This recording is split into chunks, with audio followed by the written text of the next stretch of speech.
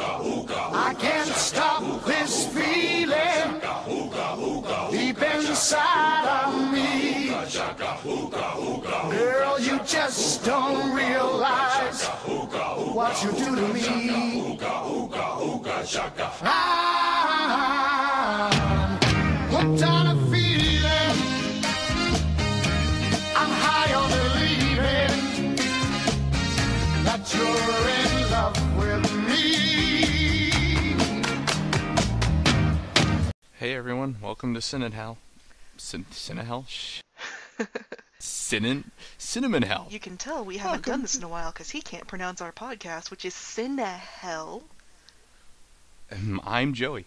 And I'm Janice, and I have some wonderful stories to share with you people.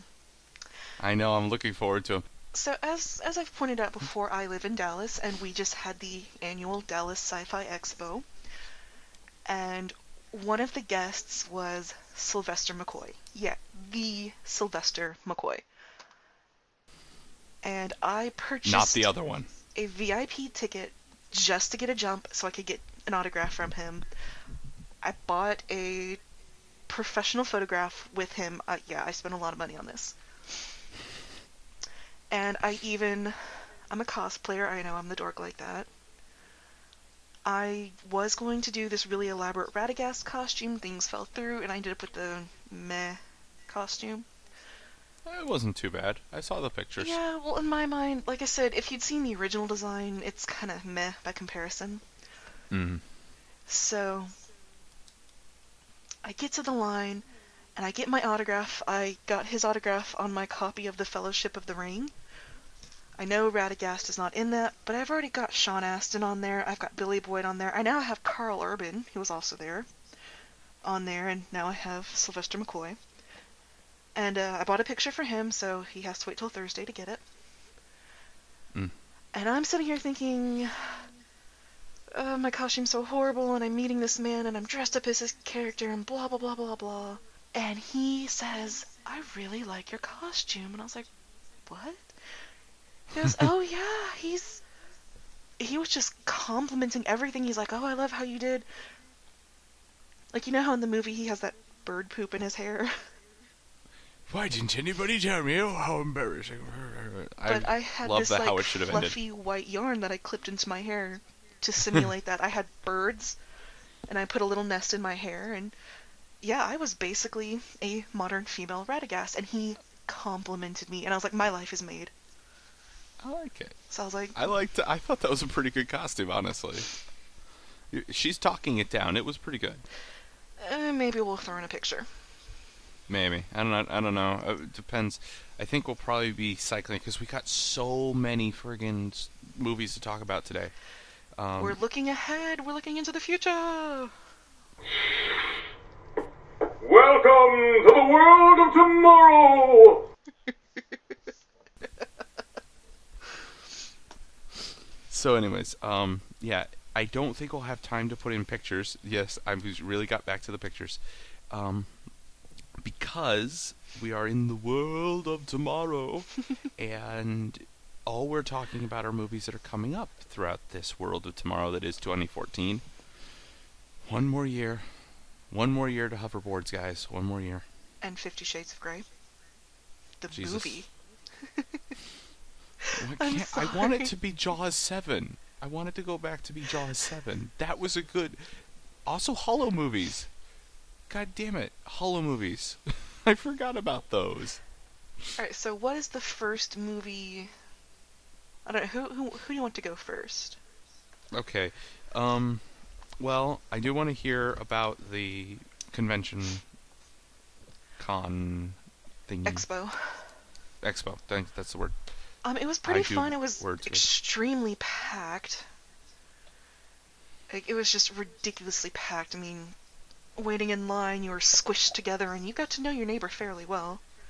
For those at home playing the home game and trying to fill out their bingo card, which con was this? Which expo was this? It's the Dallas Sci-Fi Expo. They hold it in the winter. Okay. And who was there? Oh, whoever the people from Warehouse 13 are? Those people, they do things. The people from Defiance, whoever they are. I haven't seen Defiance. Lee Majors, Lindsay Wagner, Peter Mayhew, which I actually saw him up close. Wow. That's pretty cool. I mean, I was just walking by his table, and I was like... He's an awesome guy. It's like, good lord, he's very tall and skinny. Yes, he is. Yes, he is. He's the tallest man I've ever met. Let's see, Carl Urban was there. He plays Aomer. Which this is going to sound really weird, but he smells really good. Well, my friend and I got our picture with him, and he put his arms around us, and when he moved his arms, it was like this waft of cologne. So you couldn't help but smell him. Which sounds even creepier. Now I have a wonderful image of you and your friend Light just sniffing him while the cameraman's trying to take the picture. No, we're just kind of looking straight forward. And then we noticed later, which this is a total girl thing, which men, you can tune out for a second. We got our picture, we realized his shirt is only like halfway buttoned. So there's like this nice deep V of nothing but his chest, and we just kind of stared at it for a moment like, that is a beautiful man. Yes, I would do the same thing if Karen Gillian was walking around with her shirt half unbuttoned. Karen was wearing a really adorable purple dress. Yeah, Karen, she's a good dresser. It's not fair. It's not fair that her character in Doctor Who was so over the top, like, okay, sexualized. You know the joke Donna made for 10 that, you know, he's so skinny that if you hug him you get a paper cut? Mm-hmm. That's Karen Gillian. Yeah, like, we went to put our arms around her, and I was like, I'm pretty sure my arm can go around you twice. She's just freaking tiny. And her hair was super short, obviously, because, you know, she shaved it, and she's really sweet. And very Scottish. It's cool that that's her actual accent. The Scottish accent. Unfortunately, because Karen and Sylvester McCoy were together, the Q&A session was packed. We didn't get in. They were turning people away in droves, which I'm okay with that. I mean, I'm sad that I missed it because I looked at pictures. Apparently Sylvester McCoy just randomly broke out his spoons and started playing. As you do. Yeah, so I was like, kind of wish I'd... I wonder if he does that crap on the set of The Hobbit.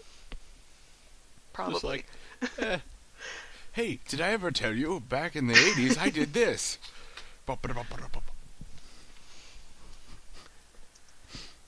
And then, yeah, yes, I got... Sylvester, we know. Carl's picture. I got Carl's autograph, Sylvester's autograph, for myself, for Joey.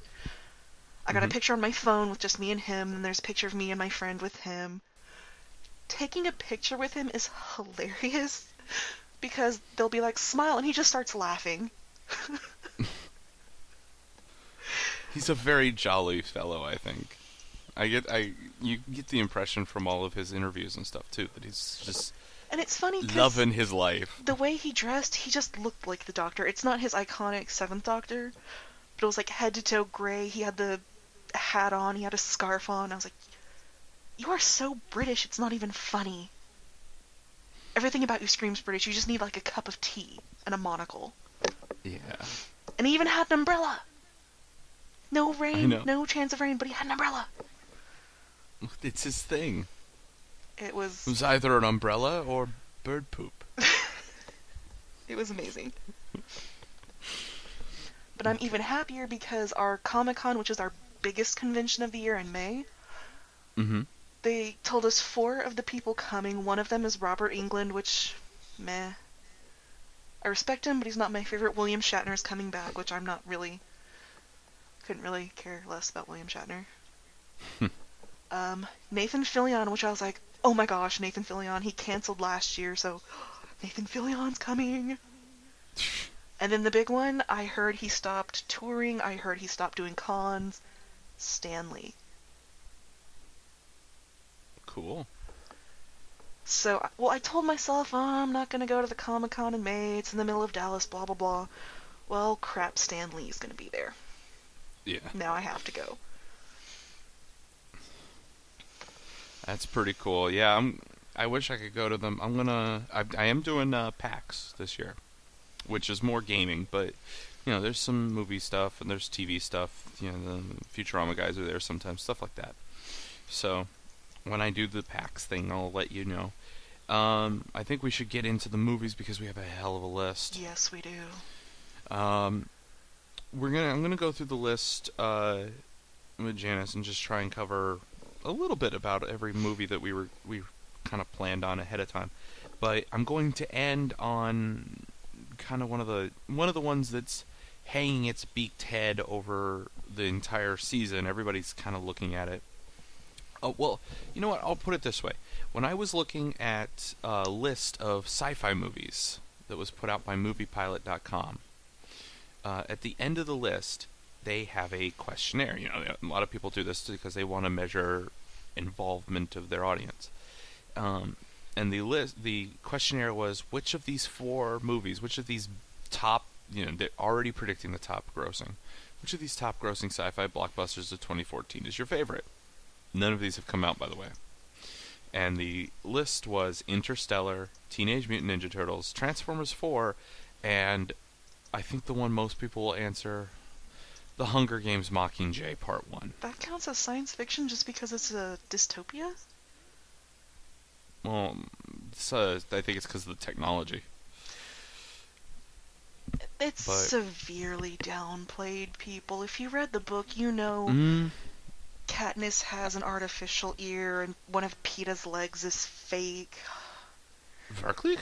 I did not know these things. Yeah, in the book, Peeta loses a leg, and they give him a fake one. Dude, this would be so much more badass if I'd been able to see this stuff. And then in Catching Fire, Katniss actually goes deaf after the Mockingjay thing, and she gets an artificial ear thing, and yeah, it's severely downplayed in the movies. The movies are doing a lot more of the visual technology, like the super trains and stuff like that. But we're going to get to that later because I have a thing to say about the Hunger Games and its ilk. So let's start with the less rage-inducing, slightly. We're going to start with Dawn of the Planet of the Apes, and I have very little to say about this except that why... I saw The Rise of the Planet of the Apes. That is the only movie I've seen in the franchise. And she's talking about any of the franchise, including the originals. Yeah, I have never had an interest in them. My friend told me to go see it with him, and apparently I can't say no to him. So I went. And I was like, I don't understand. I don't get it. And I was explaining this ahead of time. Because Janice really is like, I don't know what's going on. I'm like, well, that's because it's a prequel to the new version, and to the remake, but it's also a sequel to a movie from the original run. Exactly, so for me it's okay, so... It's a prequel sequel. So have they taken over Earth? I don't know, I guess that's what Dawn of the Planet of the Apes is going to be about. Honestly, I'm probably not going to see this one. Although, it'd be a great twist if Dawn of the Planet of the Apes was actually Planet of the Apes facing Dawn of the Dead. I would see that. Intelligent monkeys. And zombies. Intelligent monkeys in a 1980s shopping mall. And zombies. That I would see. Yeah, I have to say that... Yeah, that what I would go see. Planet but that's of not what the it's going to be. It's not my thing. I'm not that excited, so I'm going to pass on it. Yeah. Let's move on. The next one on my list is the 2 Hercules movies, which we've actually talked about last week. So, moving on from that... All I gotta say is I saw the first Hercules movie, and it's so unintentionally funny. Yeah. It's worth it to see for the laughter. Yeah, you know what? Let's just leave off the list pretty much anything that's supposed to be based on, legend. So, also gonna drop off 47 Ronin, or whatever the hell that movie's Oh, that called. one came out in December. Yeah, but that's... It disappeared. It was close enough to the end I counted as a 2014 movie, because this is December 28th or something like that came out. Oh no, Christmas Day. That was a Christmas Day release. Yeah. When did they start doing that? That is the stupidest thing in the world. Actually, it used to be a tradition of me and two of my friends until my friend's sister stole it. What I mean is, why? When did they start making it a blockbuster day? Like, Honestly, we're gonna release Black Christmas. Some people just really need to get away from their family for a couple of hours. I can see that, but on the other hand, you're saying, hey, why don't you drive out to your local Cineplex on the only day when all the gas stations on Earth are closed? I'm sure that won't backfire for anybody. I went and saw American Hustle on Christmas Day. Which, again, somebody please tell me what I'm not understanding about American Hustle. I don't know. I don't understand it either. It's a terrible movie. Alright, next one on my list, Teenage Mutant Ninja Turtles. I want to see it. Heroes in a... Michael Bay's not looking too bad, Shell. That's the thing. I know it's popular to hate on Michael Bay, and I do, but... Michael Bay has so many issues.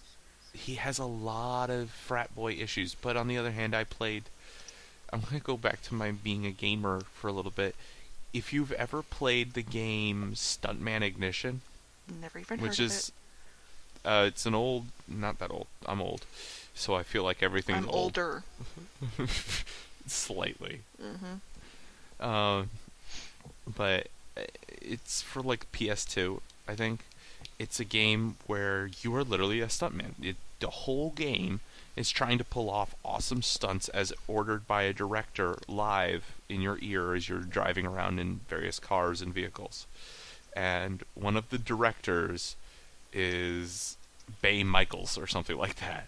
It's an obvious Michael Bay ripoff, and he's filmed several movies that you're in. Like, you do it for various directors, and they all have really over-the-top personalities. Except for Bay Michaels is apparently actually Michael Bay. Like, the personality's almost the same. And I absolutely love it, because the entire time you're playing, you're hearing him being like, yeah, that's great, do like a 180 or something. Hey, bros, dudes, come here, check this guy out. And you hear, like, over your mic, you can hear, like, all of these, like, drunk frat guys going, woo, dude, do a barrel roll. Yeah, make the car roll like a barrel or something. Like, like, it's obviously, like, a bunch of frat guys. And I'm like, after playing that game, I kind of played that game years after it came out. So I played that during the Rise of the Transformers stories. Lord. They're getting popular. So Michael Bay was getting more and more press when I played this game, and I go, holy shit, this is how he filmed Transformers. Oh, good lord. Okay, so since we're talking about Transformers, I know this is a jump from Teenage Mutant Ninja Turtles. Mm-hmm. This is not the same Transformers we saw in the first one, Revenge of the Fallen, and whatever that crappy third one was. I actually rewatched it the other day, and I was like... Dark of the Moon, and because like, Dark Side of the Moon is copyrighted still. And this is actually supposed to be a reboot of the reboot. All the original characters are gone, except for, actually the Transformers themselves. Are you telling me we don't have to put up with Shia LaBeouf? Buff? Have you? Oh my god, apparently his recent thing is he's been wearing this paper bag that says, I'm not famous anymore. I don't know, I think he needs some professional help. Did you hear a while back, a couple years ago, maybe it was just last year, I hope it wasn't, Shia LaBeouf went to, like, a Comic-Con, I think it was New York Comic-Con a couple years ago. He went to a Comic-Con with, like, this crappy hand-drawn comic that was really, really bad, and he was trying to sell it as his comic. Oh yeah, the whole plagiarism thing. But Shia LaBeouf he's needier than any child star I have ever seen. Like, what is wrong with this man? William Shatner could give this guy lessons in, like, humbleness. That's kind of a stretch. Shia LaBeouf has some weird attention need issues. There's a lot of issues with Shia LaBeouf, but we're not talking about him because he's not in the movies anymore. Yay! We have Mark Wahlberg, and I don't really know anyone else in there. So it looks pretty good. Dinobots and all that good stuff sounds good. So I'm looking forward to Transformers, but right now, I guess we'll take Transformers off the list. But I did want to say about TMNT, we don't know too much, and it's not going to be called TMNT. I'm sorry, I keep calling it that because when I was a little kid, it was awesome, but now Teenage Mutant Ninja Turtles is just a long-ass name to say. But I say a lot. Sorry. I am hesitantly looking forward to this movie. You can hear me cringing because I know I'm giving. If I give rope to Michael Bay, he will bitch slap me with it. Most people would just hang themselves, but not Michael Bay. No, he slaps you. He hits you with the rope. He 50 Shades of Grey's you with the rope. That needs to be a thing now. He 50 Shades of Grey somebody. And I don't want to give him the rope because I know horrible things will happen. But oh dear God, the things that can happen when they 50 Shades of Grey you.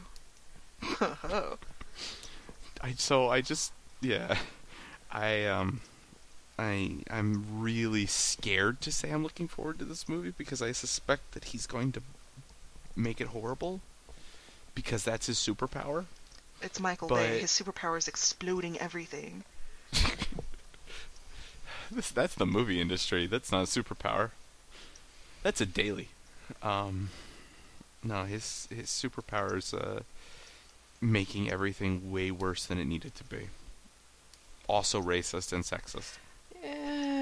Moving on from Michael Bay, because this could go on for a while. Yeah. The next on my list is Edge of Tomorrow, which is the first one on the list that I am going to just step right out and say, sounds interesting. I don't know this one. I should, but I don't. That's the one, you've probably seen the trailer. That's the one about the soldier who's fighting in like a future war, but it's like Groundhog Daying him. Every time he dies, and he like gets beat in some way or fails his objective, starts over. Source Code was another one that kind of did that. Source Code? I didn't understand. I got so confused. You gotta go into Source Code from the very beginning, thinking temporally. You gotta start thinking like it's a Doctor Who plot. You know, you could repeat the same event over and over again to get it right. Yeah, now that I've seen Doctor Who, the whole thing makes a lot more sense. Yeah. As a kid growing up, a lot of sci-fi, I kind of had a little bit better off than a lot of people, because and Tanya had the same problem because she's a big fantasy fan. They don't do a lot of time travel in fantasy. There's a little bit, but not very often. Usually fantasy's, high magic stuff. It's not jumping through time kind of silliness that sci-fi does. So you kind of got to be in the right mindset. And I think that's going to be the same case here. This is a Tom Cruise movie. So oh God, no.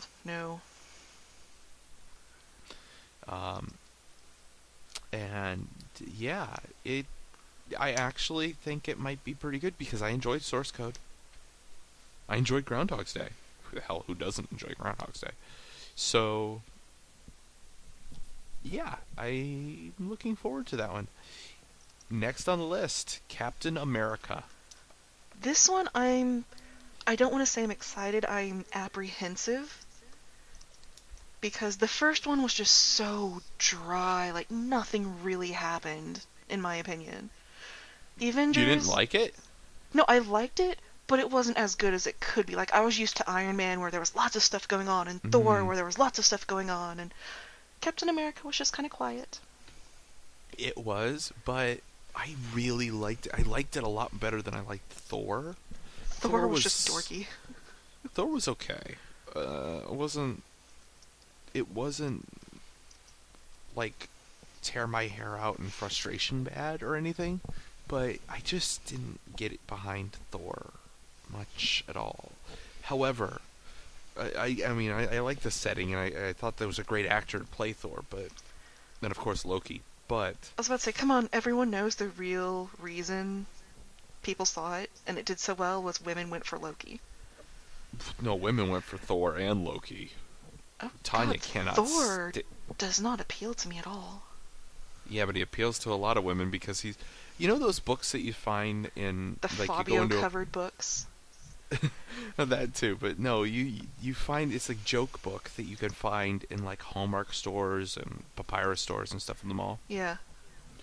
That says that the porn for women books. Oh, I read where those you for open fun. it up, They're so where funny. you open it up and it's like a shirtless guy going, "Hi, honey, I decided to do the dishes." That's a good romantic story.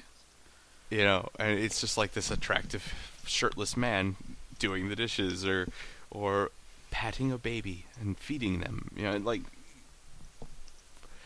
that's why Thor is attractive, because he's that guy. He is the porn for women character.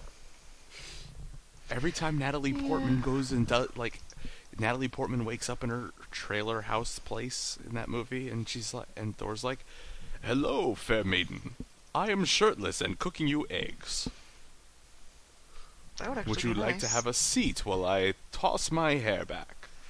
Like, he's that guy. So I thought he was just the typical jock idiot. yeah, he is, but he's also like. The thing is, he's your typical jock idiot, except that he has respect for women to an unbelievable degree for that kind of character. He's like perfect boyfriend man in that movie. Nothing he does is ever wrong or sexist or demeaning in any way towards her, Oh, despite God. the fact that he is a god and she is a human. He is still like bows down to her like she's a queen. And she's So- an idiot. She's basically useless. Yeah, well, but this is what this is what a lot of women were going for in that theater who don't like Loki, the bad boy Loki type, because they went and they're like, "Oh, he's like the perfect boyfriend." No. So I see Loki from a psychological point of view, and I think it's fascinating. I just want to, like, pick his brain. yeah, I like the character of Loki. I do think he's kind of a. You know what? We're talking about the wrong movie here. Yeah, we Getting are. back to Captain America. Captain America. I'm excited to see this because the Winter Soldier looks pretty hardcore. Which, if you don't know the secret who this Winter Soldier is, I'm not going to tell you. You have to find out for yourself. Don't spoil, because I actually don't know. I'm not a comic book person. Shock Actually, no, of shocks. They really don't. If you go to IMDb, they'll tell you. They're not really hiding the fact. Yeah, I know, but that's because the intended audience. See, Thor was the first one where the intended audience does not have a freaking clue about the character or the story. But Captain America, they knew that their audience was going to be comic book fans. Captain America is not. He's iconic. He is iconic, but here's the thing where I think you and I walk in a bit of a different world than a lot of Americans. For us, Captain America is ubiquitous. He's always there. When you think of Marvel, he's one of the faces that you think of. But for most of Americans, he's going to be second tier. They're like aware that there is because they'll remember something from their childhood. But the average American won't know much about or anything about Captain America. So just because his whole mythos is second tier, they knew that going in that they were gearing towards a nerdier set, people who kind of knew the story. And they still do that here, so they're going, oh, well, everybody's going to know who the Winter Soldier is because they've been reading the comic books. Well, I haven't, so I don't know It's going to be a big surprise to me. We were talking about Iron Man, and you're like, that's not Tony Stark. And I'm like, I didn't know that. No, that's... If you've seen the first two, the third one was just so radically different. But, like I was saying, you're just going by the movies, because of the Avengers, there's a logical progression. And the same thing with Captain America. Which, sadly, a lot of people got into Marvel just because of the Avengers. Yeah. This is a great tool for them. And it's a great way to introduce kids, especially, to, comic books, which I think comic books are great. It's just that I never got into them. It's just not my medium. I really like just written word. I don't like the pictures as much. Sometimes, but generally I prefer the written word. But that's just me. I think comic books are a great outlet for kids, a great way to engage the imagination that kids have. Oh, definitely. So I'm really loving that Captain America and X-Men and Guardians of the Galaxy and Spider-Man are all coming out this year. Spider-Man. Well, you know what? Let's go ahead and talk about it. Spider-Man. Oh, I hated the Amazing Spider-Man. I haven't seen it. Though I've heard a lot of positive stuff. So, tell me what I'm not going to like or what you didn't like.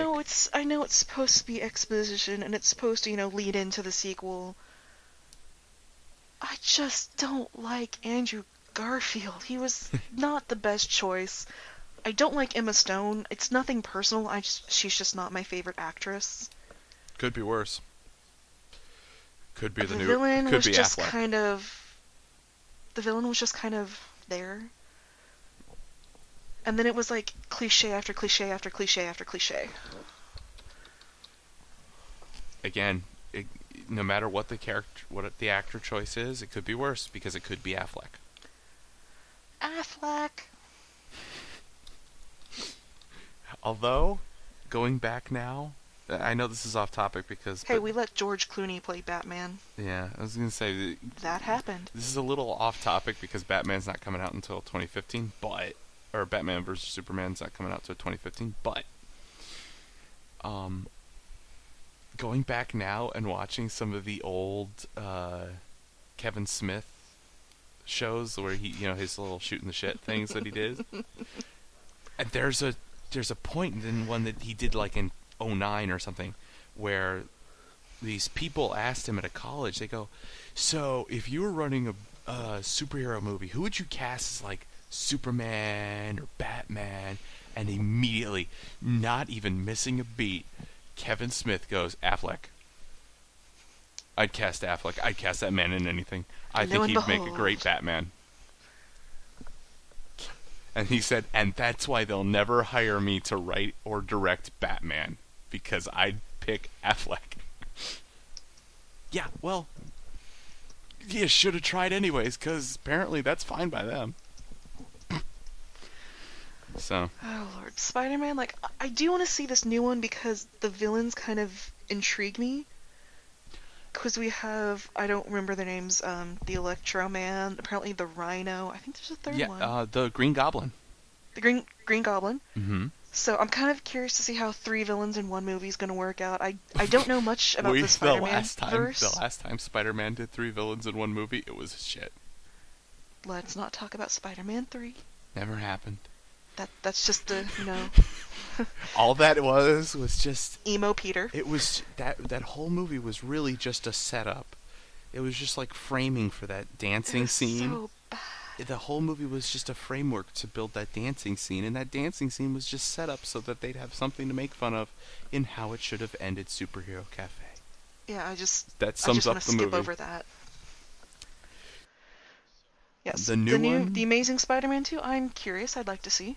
After the absolute train wreck that I thought Spider-Man 3 was, honestly, I hated him as Peter Parker in the first place. I thought Peter Parker's kind of a whiner.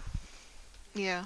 As even in comic books, but he's one of the few comic book characters actually I've read several stories of, and he's a whiny little. I hate him, but oh my god, I just wanted to punch what's his name in the face the entire Tobey time. Maguire? The entire time he played Spider-Man. Tobey Maguire. Yeah, I just every second he was on screen, like, stop talking in that super breathy voice. I did not like Kirsten Dunst. There's something about her that I don't like. I didn't have any problem with that. That's okay. It's just... But anyways, the new Spider-Man, I haven't seen. I've heard good and I've heard bad. I'm going to watch it and see. Yeah, I'm probably going to see it. So. The next one, well, you know what? Let's talk about the other superhero movies that are on my list. X-Men. And that sums it up right there. Yep. Yay! I'm excited. Yep, right there. There you go. As you couldn't tell. I don't think you need any other summation. Janice is going to be seeing this movie. Several times. Like, probably. Well, the thing is, I know the story. And I know the changes they've made, and I'm okay with it. And I'm a die-hard X-Men fan. Like, yes, she is. X-Men, in my Marvel universe, X-Men is my thing. We have had superhero offs where she just names X-Men. Oh, yeah. Because there are some pretty funky ones out there. There are. Like, they introduce people like Bishop, and I believe Blink is going to be in here. I'm looking And I forward know to it. this I'm one looking forward involves to time Bishop. travel, I'm looking forward but to it Bishop makes so much. sense if... Yeah. You know, Yeah, you know the story. I don't know the story. I'm excited. I'm not going to tell you the story because, honestly, you need to see it. It is just... Like, they've previewed the Sentinels. There's Bolivar Trask, who's very important, although I didn't know he was a little person. But the Sentinels are a huge thing. Trask is a huge thing. The time travel thing. The only major change they have made is originally it was Kitty Pryde who went back to the past. But for reasons of... I don't know what the reasons were. They made it Wolverine instead. Makes sense. He would look the same in the past as he did in the future, so they didn't really have to do anything with his character. Yeah. I don't know. I like Kitty Pryde. She's one of my favorite X-Men. I apparently miss that she's not going. They're kind of playing up the Iceman Kitty Pryde relationship. And from what I've heard, like, Rogue is like a brief cameo, and that's it. They like cut her out completely. Well, if they're going into the past, yeah, that kind of makes sense. No, she's... it's future. It's past and present. Well, what I mean is, if they're focusing the majority of the movie on the past, it would make sense that she'd be a cameo because they can't get young Rogue. They just cut her out. Like, the mutants they have in the past aren't the same ones. Like, they go back to the 60s when X-Men not Origins, First Class took place. So this is before, like, the new generation is even born. But is it actually going to be the X-Men First Class actors? Yes. Yes, it is. That's what I wanted to hear. I approve this X-Men. There's a joke on the internet of someone asked Patrick Stewart, how do you feel about James McAvoy playing the younger Charles Xavier? And Patrick Stewart's like, I take pride knowing the fact that at some point in my life I used to be James McAvoy. I used to have hair. And it's cool, like, they'll show pictures of James and Charles doing, like, the same pose, or Michael Fassbender and Ian McKellen doing the same pose, and I think it's pretty cool. Yeah. I'm definitely gonna see it. I'm a little confused on the plot, but I think that's going to be expected because I can explain it to you once you have seen it. Yeah. Oh, hopefully I'll be able to catch on. Hopefully it'll be such a good movie and so well done that the plot will be crystal clear. Because X-Men First Class, I was going in going, what the hell am I about to watch? And they did a damn good job of running me through what is actually a pretty convoluted plot. Taking out, X-Men The Last Stand, because that was like Spider-Man 3, we just don't talk about it. They do a good job of explaining this is the plot, this is the conflict, and this is what we're going to do. Yeah. Again, we just don't talk about The Last Stand. Even The Last Stand I wasn't too bothered by. One of the Wolverine they movies. ruined it. One of the Wolverine movies God. could go. They ruined that too. Okay, well, the second Wolverine, was it the Wolverine? That's the second one. That one was actually close to the story. Yeah. A little off because the original story took place in roughly the 80s, but still, it was pretty close. The first Wolverine movie, no. Because they played up Wolverine and Sabretooth are brothers. No, they're not. They're mortal enemies. I don't know where you're getting your information from, people. I know more than you. Wait a minute. I remember reading see, I go and say I don't read comic books, and now I'm quoting from another comic book. But I read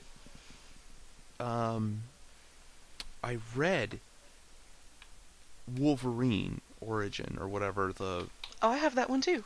I read the first one, the one that's the parts back in, like, the 1800s. I could have sworn... No, they were never brothers. No, Teammates. not that they were brothers, but I could have sworn that when he was really young, Wolverine met up with and was like kind of like Lost Boys kind of friends, you know, like boys that hang out together. The thing with Wolverine's with origin him. is he has several different versions of how he came to be, so I can't tell you which one is right. I can't tell you if one's wrong because there's about 3 or 4. The only one I respect is the one from the cartoon show X-Men Evolution. Oh, from the... yes, that was a good one. I wish they hadn't canceled that. That was such a damn good show. I loved that show. That was one of the last cartoons I ever watched, because it was years after I'd stopped watching cartoons generally, and I was like, I saw Alex, my sister, watching that, and I go, yeah, I'm going to watch this. I'm going to watch every episode of this. I saw X-Men and I was like, well, I'm watching it. All right. Next on the What else we got? Next on the list is our last, as far as I know, our last comic book movie, which is Guardians of the Galaxy. I know nothing about it. Other than Karen Gillian shaved her head to play Nebula. Mm-hmm. There's a guy in there named Dave Bautista who really should stop acting because he sucks. There's a raccoon. I'm going to tell you, on the... You know what? I'm going to send you the link. Yes. Podcasting magic going on here, guys. I am magically sending her all of the knowledge I contain via Skype. It's Skype telepathy. Oh my god, Vin Diesel's in it. Yeah, I knew that as well. Why does it say stars contain Vin Diesel, but they don't list... Oh, The Zoe 24 science Saldana is fiction on movies? Oh yeah, I knew Yeah. that too. there. Why isn't Captain Karen Gillian in America. it? Okay. If you scroll What am I looking down, for? Okay. scroll down to the Scrolling, Guardians of the scrolling. Galaxy. Transformers, Atlas Shrugged, Dawn of the Planet of the Apes. There we go. Look at that picture. That is hardcore. That's all that needs to be said. What we're looking at right now is a raccoon screaming, Machine gun. firing a machine gun, and turning dramatically. And that it's just a GIF. Dramatic raccoon. It's just a GIF of a raccoon firing a machine gun over and over and over again. And it is glorious. It is amazing. I have watched it for the entire podcast, so over 45 minutes now. I've been watching this raccoon. It is... I can't take my eyes off this raccoon. And it is everything that ever needs to be said about Guardians of the Galaxy. No matter how awful or ridiculous or over the top the plot, there's a raccoon with a machine gun. That's all you need to know. That's all you that need to alone know. should get you to see this movie. Oh yes. Give these people money. They made a raccoon with a machine gun. I mean, I know it's going to be a computer animated thing, but this could be interesting. You know what? CGI's come far enough that they're doing pretty good. Dude, it's a CGI raccoon with the machine gun. Yeah. What more do you want? What more could you want? CGI machete. a CGI. There you go. I was gonna say a CGI elephant with a shotgun, but Oh, that would be awesome. that says groovy. Can you have sunglasses? Yes. Okay. Next on the list, Maleficent. This one, I'm a sucker for dark fairy tales. Like, the original fairy tales are freaking creepy as all hell. Like, the original Snow White, it wasn't just, oh, the witch fell off a cliff and got crushed by a boulder in a rainstorm. No. Snow White and the prince got married, and they forced the evil queen to wear red-hot iron shoes and made her dance until her death at their wedding. Hooray! You ever And then, like- you ever seen that song that's going around YouTube, like a music video? Real life Disney princesses and real life Snow White, or not real life. So it's historically accurate. Yeah, there's some creepy stuff in fairy tales. Was it historically accurate Snow White? There's like the Disney princesses in real life, which is like this guy does his own a cappella thing, where he's singing Yes. about like Yes. Like what happened after the movies. yeah. Yes, it's been a while, but I've seen it. And yeah, and then there's another one that was an animated musical bit with I want to say it's oh god, I can't even remember which Disney princess it is, but it's like a Disney princess dancing around singing, and she's like,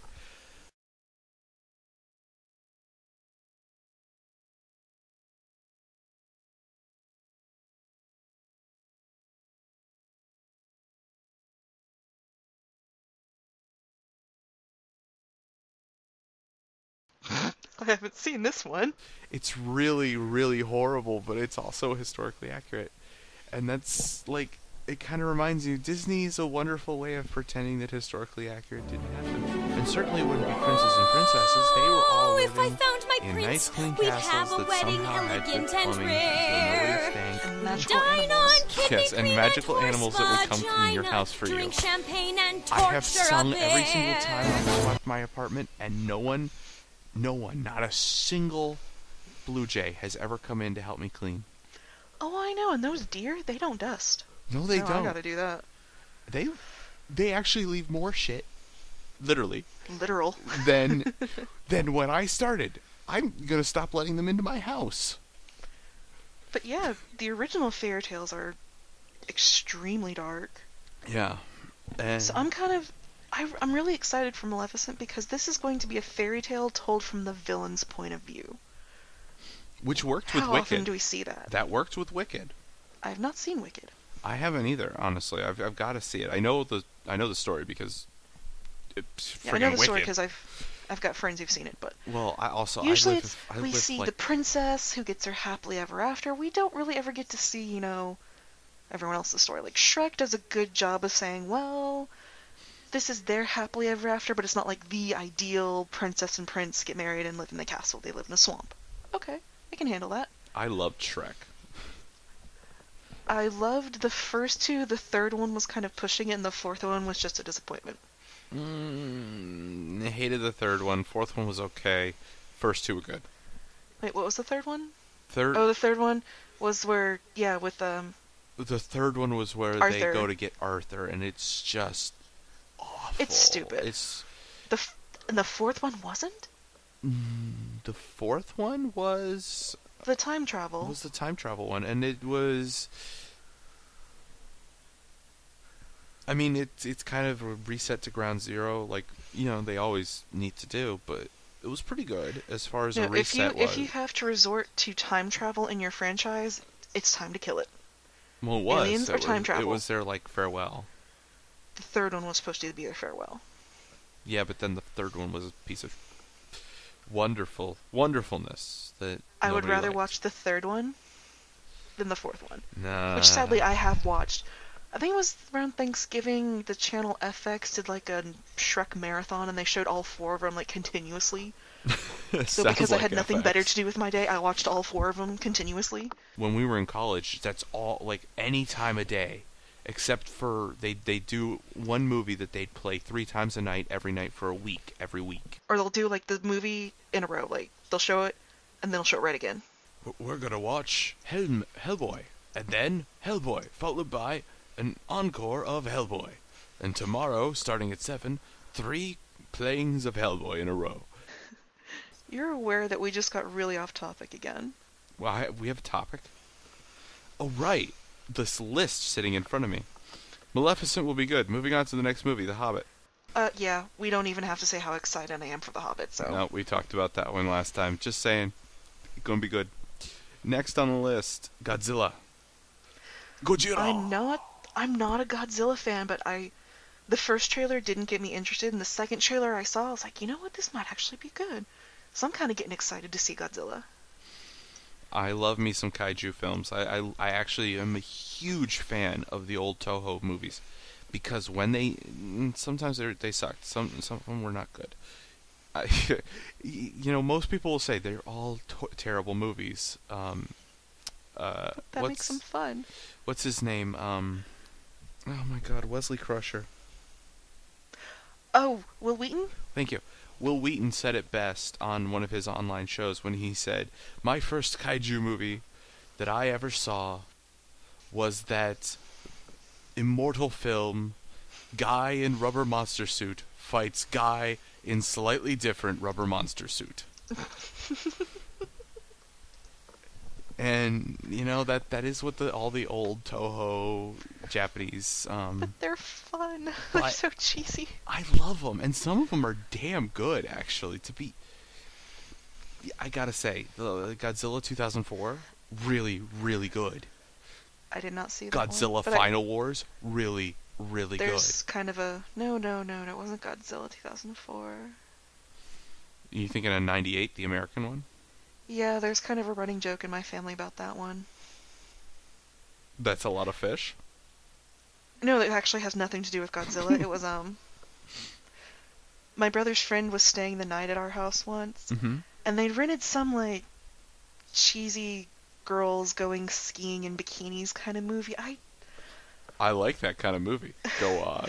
And so his friend called home and be like, "Oh, hey, I'm gonna stay the night here, and we're gonna watch Godzilla." And so we started making jokes of, "My Godzilla, what large hands you have." Yeah, Godzilla's a good cover. So anyways, I've seen a lot of these movies. In fact, I've seen almost, I want to say that there's one, but I could be wrong. I want to say, though, that there's one Godzilla movie I have not seen. And when you're talking about, like, a 40-movie franchise, that's impressive. I've seen most of them, if not all. I even got to see a couple in the theater, which I'm really happy about, because it's a really good theater experience to watch a kaiju movie. But what scares me about this new one is these are not Japanese people. Japanese people know how to make a damn good kaiju movie. But so far, Americans have made Pacific Rim, which about 50% of the population hated and 50% liked. Yeah.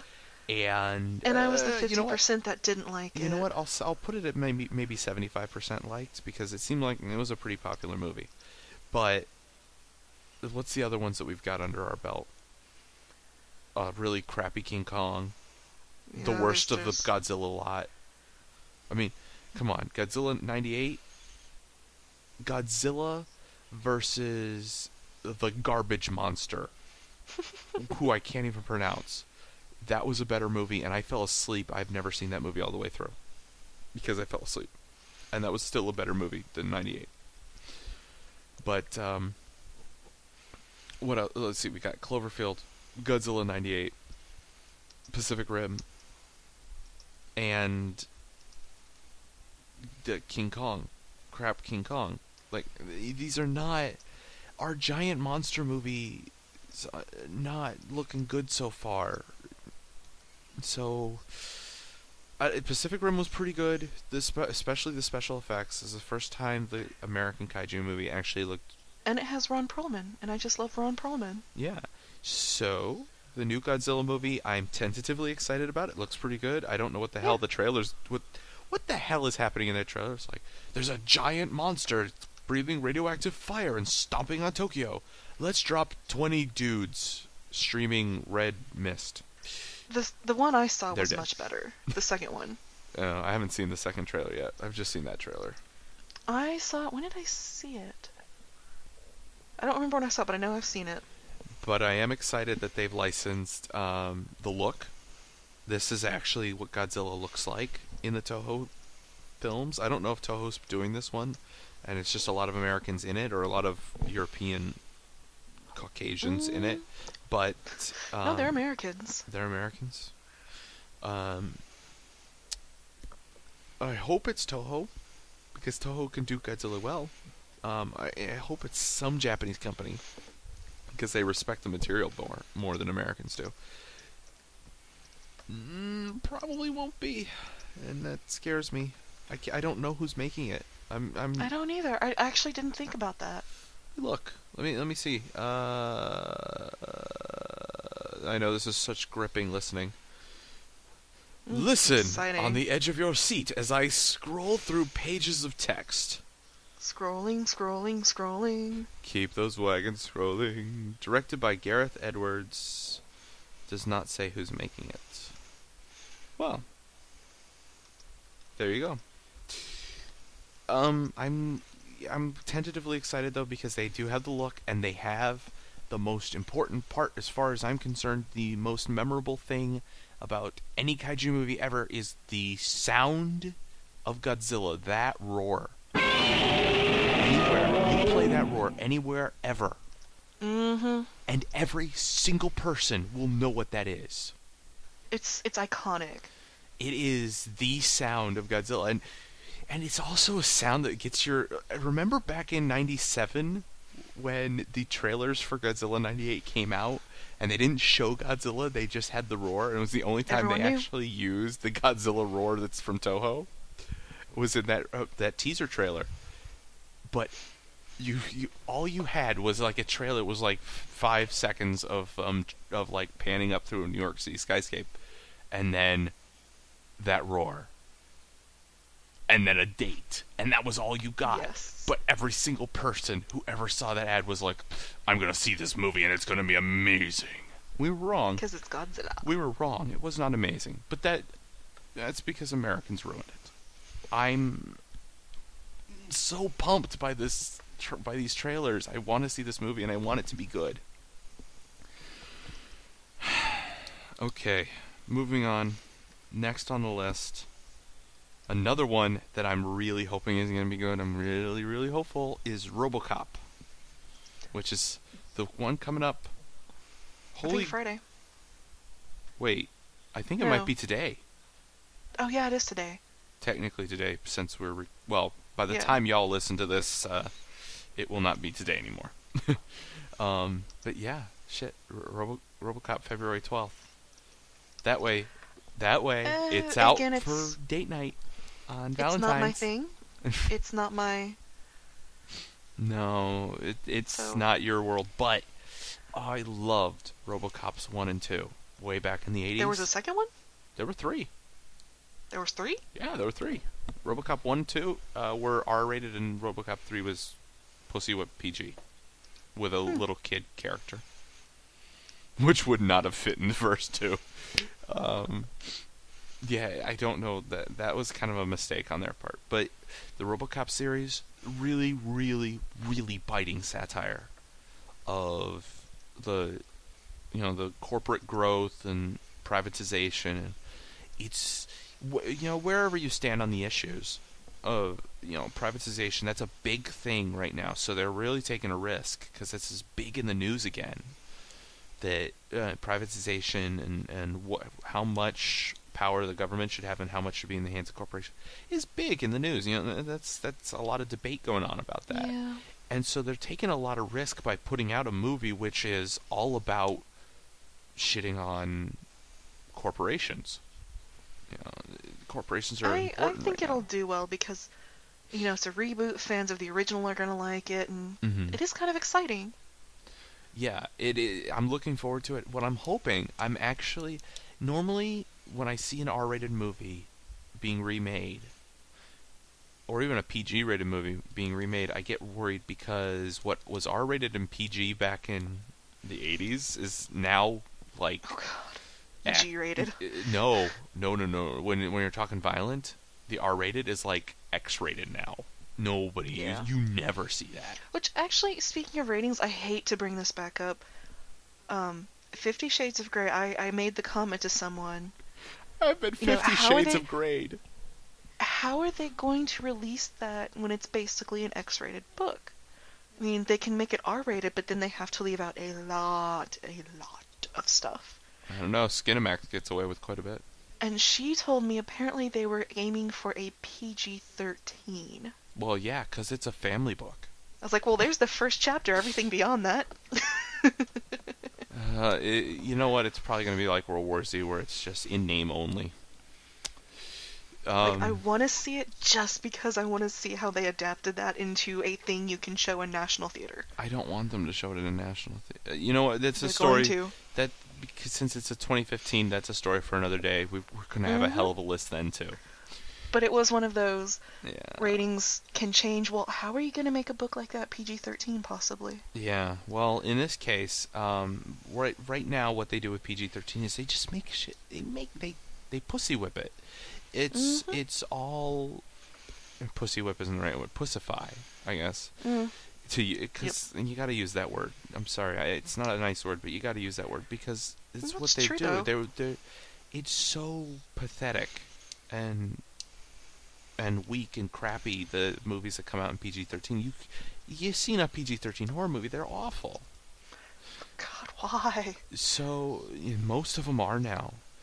So I kind of turn my nose up to an R-rated movie being remade as PG-13, but in this case, I'm kind of hoping RoboCop is, because I feel like that hard R that it had back in the 80s, and for intense gore and intense violence, like over the top. Okay, back to the intense gore and intense violence. That's basically all you have in the horror movie now. There's no more suspense, there's no more fear, it's all But if you watch 3D blood. But if you watch their PG-13s, they don't even do that. They're like, somebody gets stabbed and they don't bleed, or they get like a red stain on their shirt. Or it's off screen. Or it's off screen. Yeah, a lot of them are like off screen kills. That works in Pretty Jaws. That doesn't work in like Hostel 5. The rehosteling. So with RoboCop, this is the only time where I'm going to say I hope that they tone down the violence, because I feel like the problem with RoboCop, with the original RoboCop, was as a movie that's going to stand the test of time, and it has, is I love RoboCop. I will watch RoboCop again and again because it's a really, really good movie and it's a great satire, and I love satire. But Everyone loves a good satire. I can't share RoboCop with anybody but my dad. Like, I can't think of anyone else that I'd watch this movie with, because even my guy friends, I don't have that many dude bro kind of guy friends. I'm a nerd, so most of my friends are kind of nerdy, and it's too much. It's gonna be over the top for most of my friends. They're gonna be like, this is just gore for gore's sake.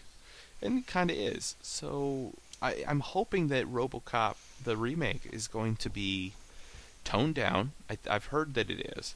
It's going to be toned down, and it's going to focus a little bit more on the biting satire and a little bit less on the violence and gore.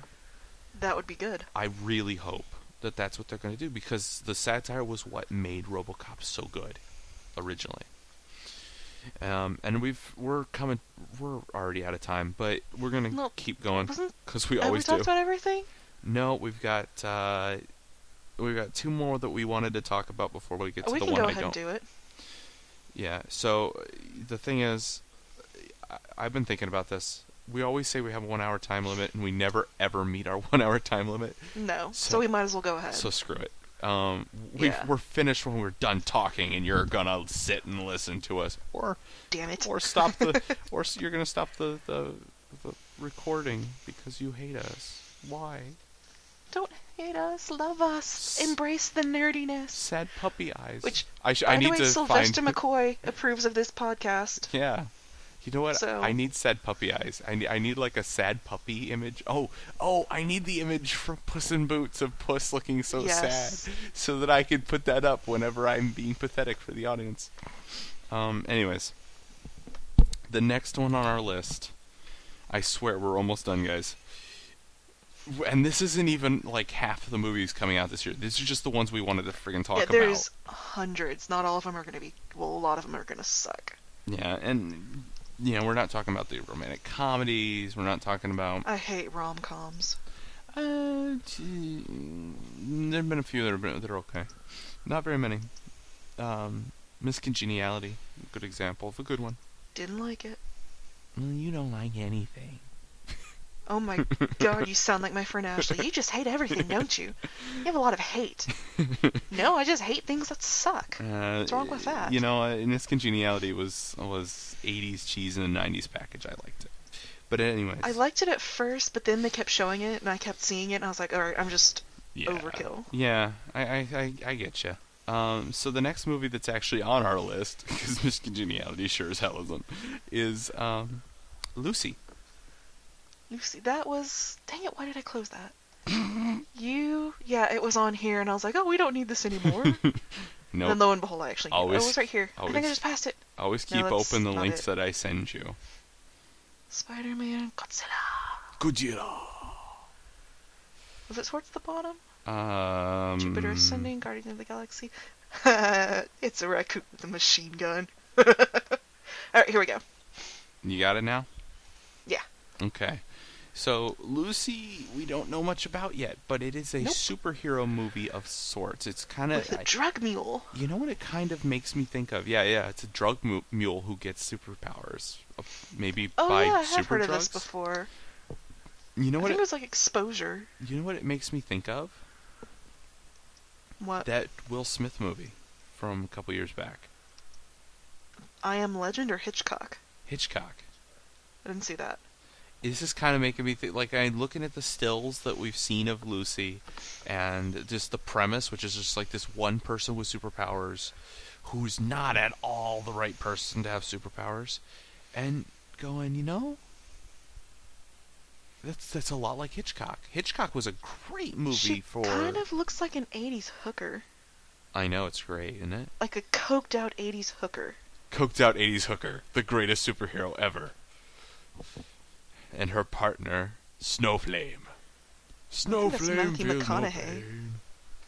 pain. From Dallas Buyers Club. I want it to be Snowflame. I want her to be Snowflame. I want all superheroes to be Snowflame, because Snowflame is the greatest superhero ever. It's a Linkara reference, don't worry.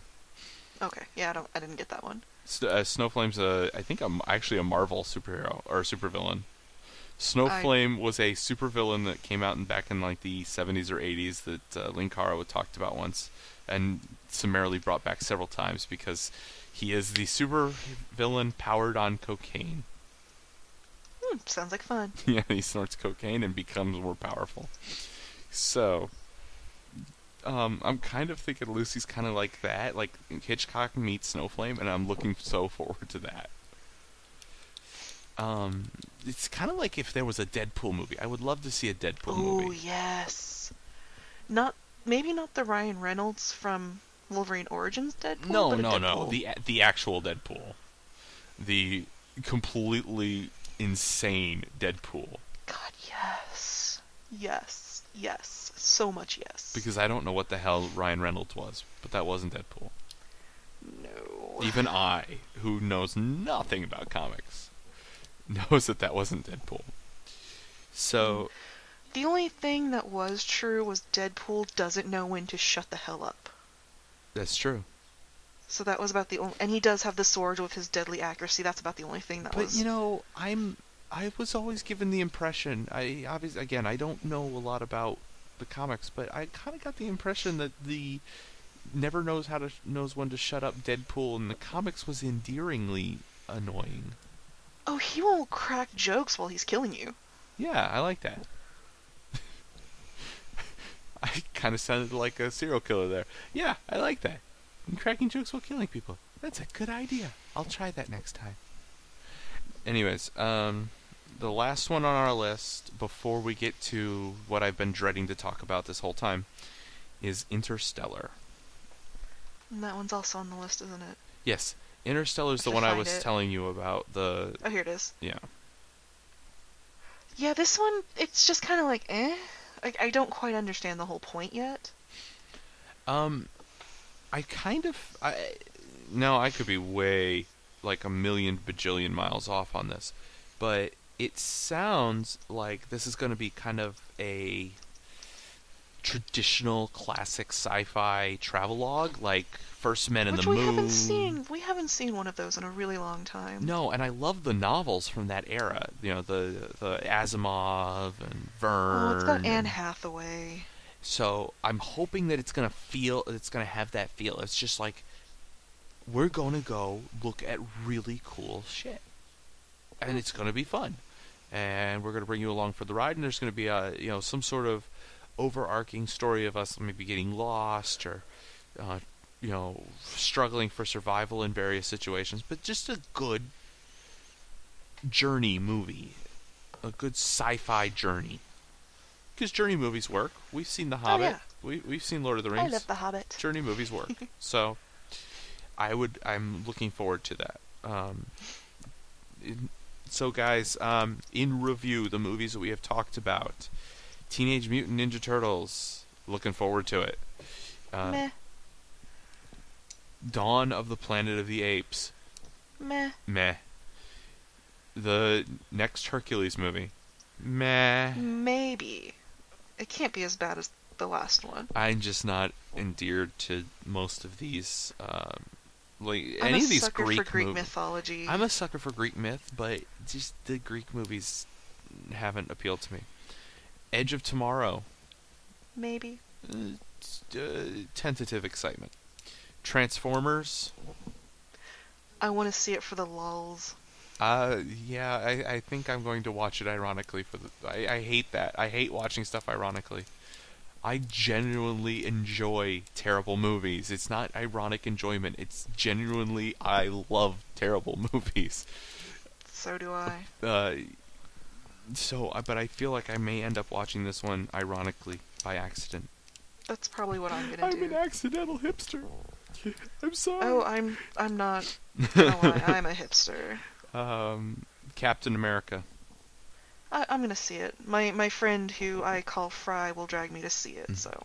I'm insanely excited, actually. I really actually did enjoy the slower pace, but it's a very, very directed pace of the previous Captain America, and it was a very well put together movie. So I'm looking forward to this one. I'm really looking forward to seeing how they, branch off from the Avengers, and I really want to see. There's also I believe the Hawkman is in this one. That'd be interesting Not to to see. be confused with Hawkeye, Hawkman, who actually has wings and can fly. Yes.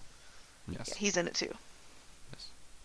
And when she says Hawkeye, she doesn't mean Hawkeye Pierce. I'm sorry, MASH fans. Anyways. I meant Hawkeye, Jeremy Renner, who apparently can't hold a bow correctly. Nobody holds a bow correctly. It's the movies. I do. You're not in the movies. I'm actually really good at archery, and I've never really tried. Alright, next up, X-Men. Yes. Oh god, yes. Yes. Yes, like a million times yes. Maleficent. Yes. Yes. Tentative. Yes. Yes, like wholehearted yes. I can see them screwing this up, but they're gonna have to try hard. Because it's like handed on a platter.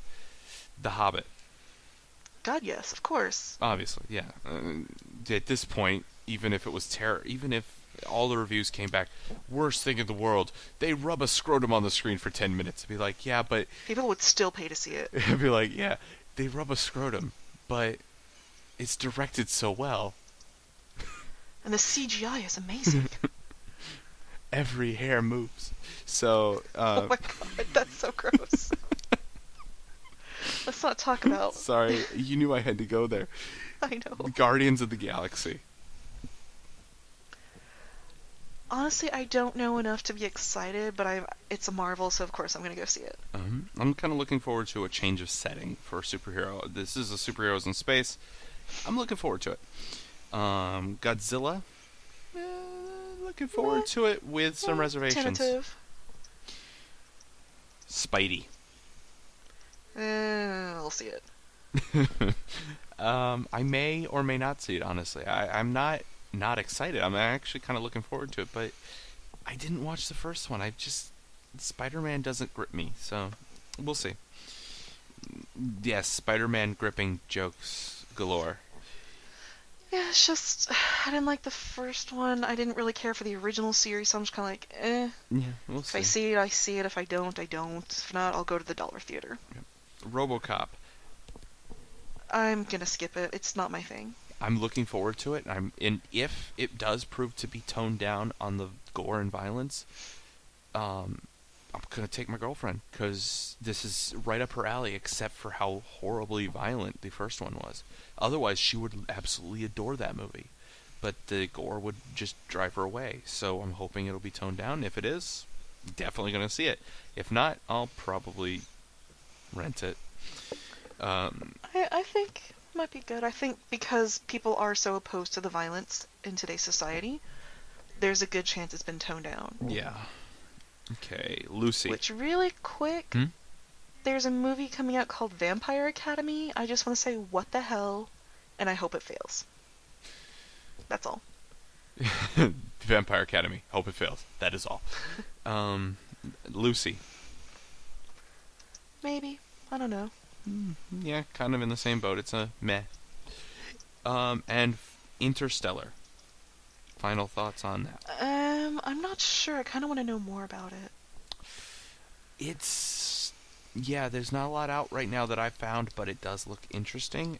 It's certainly a different kind of sci-fi and more... It feels a little bit more cerebral, the way they describe it. So, yeah, I'm kind of excited. Kind of not. We'll see. So now, to talk about the thing that I've been dreading to talk about. The thing I've stayed up until 2 a.m. to talk about, because figure if I'm tired and loopy, I'll enjoy it more. Teenagers surviving in an adult dystopia. Dun dun dun. The movie franchise. And I'm not kidding. Every single movie on this list felt like had some sort of either post-apocalyptia or dystopia. And post-apocalyptia is failing. There's only one that I could think of that was purely post-apocalyptic, and that was Ice Piercer. Which, that one's on the list too, isn't it? That's on my list of Hunger Games-like movies, because they're all in a dystopian future. Oh, this one says Snowpiercer. Or is it Snowpiercer? I thought it was Ice Piercer. This says Snowpiercer. I just wrote it down wrong. I'm sorry. I'm an idiot. Anyways. Yeah. Maybe. Yeah, thanks. So, Hunger Games, yeah, that's all that needs to be said. There's so many movies like it, though, and most of them involve kids or teenagers surviving against the horrible things that adults are doing to them. And really, when you stop for even 5 seconds in every single case, you look and go, why? Why are the adults doing this thing? This is a stupid thing. I'll do a thing. What thing? Don't question the thing. That's a wrong quote, but it's a Doctor Who thing. It really is just we're gonna...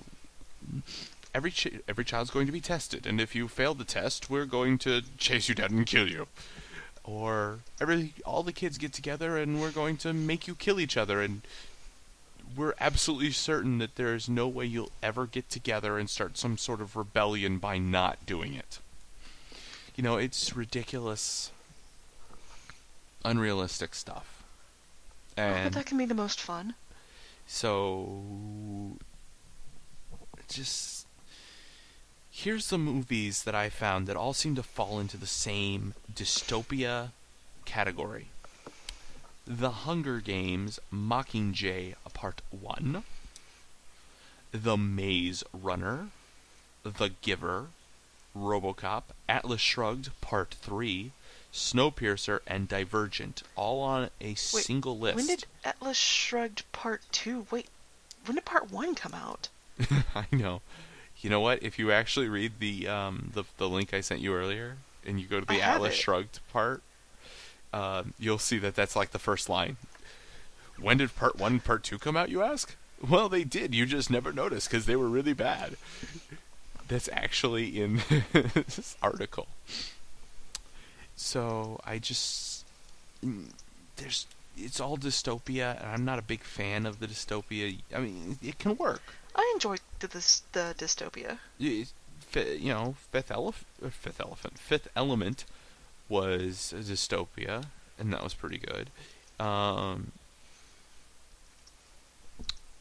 Blade Runner, that was a dystopia. That was a major dystopia. That was a really good one. I vaguely remember that. I've seen it, but it was just kind of like, what the hell am I watching? There are some really good Korean and Japanese movies that are dystopias that are really, really good.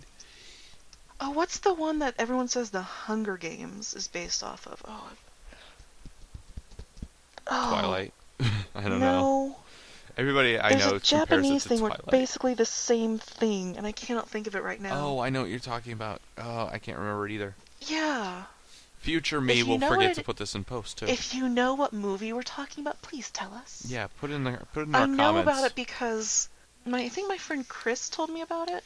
I saw somebody showed a trailer of it in like a review of the original movie of the first Hunger Games movie. Dang it! Now I really want to know what this movie is. It's gonna bother me. It'll bother us until somebody writes it into the comments. Hint, hint. Please help us. We're fools. We don't understand. It's late and we don't know anything. It's really late for me. It's past 2 a.m. So I apologize. I'm a little not thinky-ish. So, looking down this list, though, Divergent, The Hunger Games, The Giver, and The Maze Runner are all coming out within like a 9-month period, and they're all teenagers surviving in a dystopia by getting together and having love triangles. And I don't know anything about Divergent. That's actually Fry's area of expertise. Mm-hmm. I have no desire to see it. Honestly, I don't really like the YA adaptation thing. I'm kind of sick of it. Yeah, that's the thing with a lot of these. It's just like the adaptation's not going to be very good. I'm not looking forward to it. I'm going to watch Snowpiercer. That actually looks pretty cool, but that's kind of despite its dystopia rather than for it. And I know when I watch Snowpiercer, like I was saying before we started recording, they basically throw all forms of science out the window at the start of the movie, as the premise is all sorts of things that can't happen in science except in like ridiculously over the top news articles.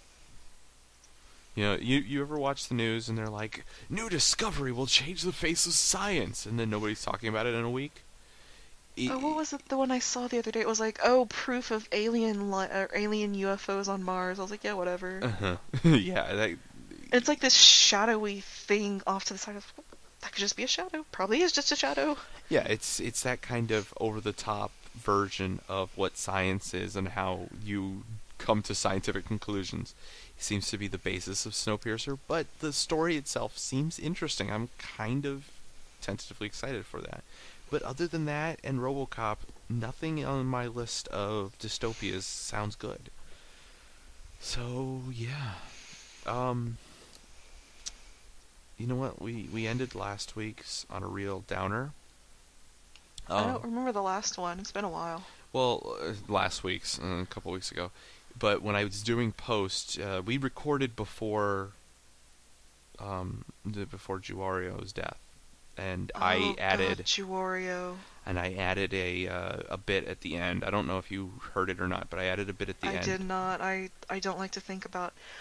For those of you who don't know, Justin Jewwario Carmical, who was a prominent figure at That Guy with the Glasses a week or two ago, he took his own life. Yeah. It was very unexpected. It was very... It was... No, everyone was shocked by it. Yeah. I know for me, he was one of my favorite reviewers. I didn't get to meet him in person, but we bonded over Twitter over a love of Converse sneakers, so that was... But he just seemed really cool and relaxed and funny and... Yeah. I used to be in the chat rooms for his like the Twitch streams and stuff like that. But Yeah. I was in the chat room and I chatted back and forth with him a couple of times in the chat room along with everybody else. He's really an inspirational guy, and it's very sad loss. But last week I gave a moment of silence for him at the end, and I feel really bad bringing this up again this week, but I felt like we hadn't really mentioned it, and There's one thing, it's posted on my blog at thecinemachik.blogspot.com. There's a video called You Are Not Stupid, which if you are feeling depressed or anything, watch that video and you will probably cry like I did. The message, I have it right here in front of me, I typed it out. It's something everyone needs to hear, so if you don't mind, I'd like to read it. sure. Remember, this is Jewwario saying this, but, you know, the message, this is the same as, you know what? I want you all to look at me. I want you to look at me because what I'm about to say is important. I've been thinking about this a lot lately, and I want y'all to know this. This goes out to everybody. You're not stupid. Okay? You're not stupid. Don't ever tell yourself you are. You're important.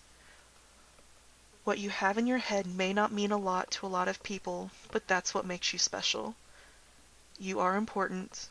You are special. You mean something. You're going to go out there and do wonderful things, but first and foremost, you're not stupid. You're not an idiot. Don't ever tell yourself you are. And if nobody else ever tells you this, I care about you. Those are the immortal words of Jewwario. Mm-hmm. I'm going to, if I remember to, and I made a note for myself, I'm going to link to the original video so that you can get the full effect and see him. I'll try and link to the original video on our YouTube channel, but probably not in the That Guy with the Glasses copy of this. No, So. I don't think it's on That Guy with the Glasses, actually. Well, I'm going to link to the YouTube video of him. But I hate, I want to end it here. I want to end our podcast here, but we do have a responsibility to acknowledge some of the news, some of the happenings, and while Jewwario's death is sad and very important to us because we've both talked to him, and he was an amazing person, and he's an inspiration for us. We're both big fans of his work on That Guy with the Glasses when he was there, and all of his work. But I hate to add to it, but there's other things we need to talk about. Philip Seymour Hoffman died. Yes, that's one of them. Very sad. He was a wonderful actor. And I'm not happy with the way the press is dealing with this. Oh, they're just railing him because he died of an overdose. Okay, you're looking at some railing. Live in the New York area. I was seeing a title like an article headings like "dope on dope." Like, and the New York newspapers are really, really vicious when they disapprove of something, and he got a real bad amount of flack for it. And again, it's just most of the time they're just harping on him. Oh, he was clean for 23 years, and addiction, you can kick it, but that temptation is always there. Yeah, the addiction's You'll always there. have that want for it. You'll always have that desire for it. Yeah. And you're bound to slip up at some point. I've seen enough episodes of Intervention to know this. Yeah, so that happened, and then there was two others. Shirley Temple. Shirley Temple. I feel so bad for saying this, but I didn't know she was still alive. I thought she was dead. A lot of people have been saying that, and I mentioned it to a couple of other people, and they're like, "Wait, Shirley Temple's alive?" Like, yeah, she was like ambassador to Czechoslovakia, like not that long ago. Like, she's one of those people who went on from being they were an actor, but that's not the interesting part of their life. Their interesting part of their life is she was the child star. She did her little amazing. cute thing, and then she just kind of left, and she went into politics, and she had a good full life. Yeah. I'm very proud of her. Several children. She was a great grandmother by the time she died. She was 85.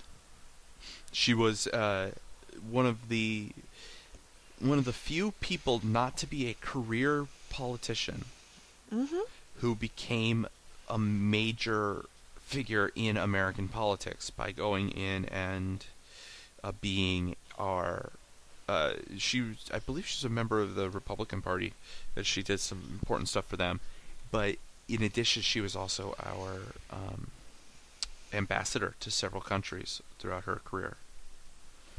So really an impressive woman. If anybody gets a chance to sort of look up her autobiographies, or I think she has an autobiography. It's a pretty interesting one. Yeah, she's an interesting woman, and it's worth looking into her life. And then there's one final piece of news. I don't know how to respond to this. You may or may not have heard this, because I only found out today. I don't know what the news is, so tell me. Leonard Nimoy has been diagnosed with a deadly condition. Yes, I heard about that a couple days ago, and I just couldn't bring myself to read the article. I was like, no! Why Leonard Nimoy? But he's apparently taking it, and he's gonna use it. Like, he knows what he's got is a really bad lung condition, and he's already sent out stuff. Let me read a tweet that he sent out on the... Oh, I forget what day it was. He goes, "Smokers, please understand, if you quit after you're diagnosed with lung damage, it's too late. Grandpa says, learn my lesson. Quit now." He was a smoker? Apparently. I mean, I think he was. I remember him being a smoker back in the day. But I didn't know he kept smoking. But, yeah, you listen to that voice, you can tell. You can tell he was a smoker. Yeah, now that I think about it, it makes perfect sense. And it's true. A lot of people still to this day deny that smoking is dangerous, and despite the fact it contains rat poison, it's not considered. Because there's no proof. Trumped up. No, we just have multiple scientific studies. Trumped up. Well, the basis of that is that there is an actual one of the scientific studies that the current ones reference had falsified data, and so that does technically make all of their data inaccurate, but the evidence is still overwhelming that smoking, even if secondhand smoke may or may not be dangerous, smoking is, and you should be very careful. If you're gonna smoke, I get it, people smoke, but try not to be, don't chain smoke, for God's sake. But no. And if you have to chain smoke, come on, people. We have the e-cigarettes and the vaporizers. Yes, and the e-cigs look awesome. You stick a sonic screwdriver in your mouth. Which, I'll admit, I have one. I did go out and buy one. How are they? They're actually really nice. Like, you don't stink of smoke, and you don't have that taste in your mouth, and mine, I have just the plain regular, but to me it has a vaguely coffee taste. Ooh. But you can get them in flavors, like there's cherry and vanilla and mint. See, I tried a menthol one. People actually said that this is a real danger because it's going to appeal to people and get them to start smoking. And it's be like, well, then they'll get hooked on nicotine, and we know how bad that is. Actually, it's the cigarettes. The nicotine ain't great for you, but It's the chemicals. It's the other crap that they put in your cigarette to make it cheaper. Like rat poison. Like rat poison. Yeah. You're better off with the e-cig. You're better off if you get hooked on the e-cig than if you ever smoke a single cigarette. So, yeah, go with the e-cigs. E-cigs, e-cigs, e-cigs. They're so cool. And besides, you get to walk around being so smug and superior as you walk around with your think about cigarette. it, And every time somebody e-cigs- tells you to stop, you just go, nope, e-cig. Plus which, a lot of places are doing a smoking ban. Mm-hmm. And Like, I know- e-cigs are not covered. Like my college campus, the only place you're allowed to smoke is in your car with the windows up, otherwise you get a ticket. I'm not kidding. Then thank God, because I remember having If trouble. you have a vaporizer? Mm-hmm. A vapor thing? It looks like a, fancy cigarette kind of, whatever. Yeah. Like the sonic screwdriver. Yeah. Or the e-cig, you can smoke it wherever you want. You can smoke the damn thing in class, and that's allowed. Yeah. Because it's not, it doesn't, you know why I hate secondhand smoke is not because of the health risks that may or may not be there. It's because it's stinky. I hate the smell. I'm not a I hated smoker. the taste. I'm not a smoker, so I don't like. I'm not immune to the smell, like a lot of smokers are, and I think smokers kind of forget after a while that it has such a strong smell. So yeah, if you're gonna be smoking, please, for the love of God, use an e-cig. Don't end up Plus, suffering if like you Leonard smoke, Nimoy is. it kind of like affects your face, like it makes your face all ashy and your nose and your ears, and it's really disgusting. Yeah, it's bad for like I think all your of your teeth get head. yellow and you get like tongue cancer and throat cancer and all kinds of different disgusting cancers. And on that wonderful note, ladies and gentlemen, that's all. Don't get cancer, kids! You have 20 seconds to comply.